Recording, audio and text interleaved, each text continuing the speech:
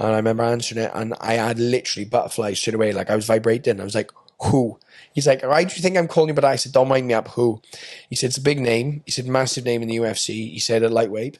It's a lightweight, obviously. I was like, I'm fighting Woodley and T-Rex. McKinley. McKinley. I said, I'm fighting McKinley and I. I said, he's looking for a fight. I said, I knew it'd be someone like that. I said, no. He said, you ain't fighting him. I said, big fight, lightweight at the minute. I said, ooh, because there's no vets. He said, no, he's a veteran. He said, he's a lot older. I said, there is no one really at the moment now. Because, do you know what I mean? Outside the top 15, there's not. And he was like, oh, Jeremy Stevens. I said, he's not in the UFC. The UFC. He's like, oh, he's coming back for one. He's coming back.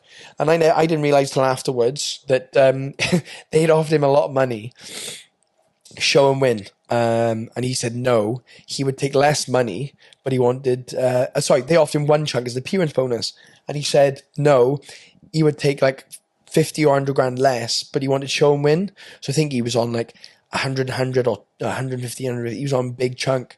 Instead, like they offered him like a 200k flat or like 150 flat, wherever they offered him, or whether it was like 75 and 75, whatever it was. But I knew it was quite a lot of money.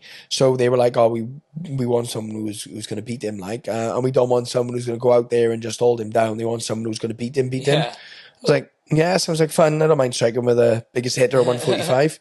And he could bang. He could. Like, I remember the one exchange in the second round, he hit me, and I literally felt my nose break and thought, oh, well, there you go. Were you shocked straight after? I smiled at him and laughed, and then as we had another exchange, I just took him down.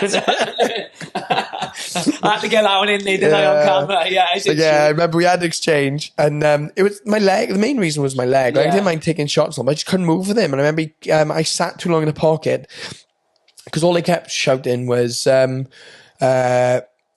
was it? 2-3-2, cross. Because he throws the cross, steps forward, throws the arc and steps forward, throws the cross.